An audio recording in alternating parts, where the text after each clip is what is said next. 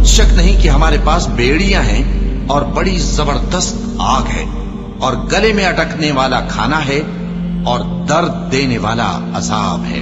جس دن زمین اور پہاڑ کانپنے لگیں اور پہاڑ ایسے بھربھرے ہو جائیں گے جیسے ریت کے ٹیلے، اے اہل مکہ، جس طرح ہم نے فرعون کے پاس موسیٰ کو پیغمبر بنا کر بھیجا تھا اسی طرح تمہارے پاس بھی محمد صلی اللہ علیہ وآلہ وسلم ایک رسول بھیجے ہیں جو تمہارے مقابلے میں گواہ ہوں گے۔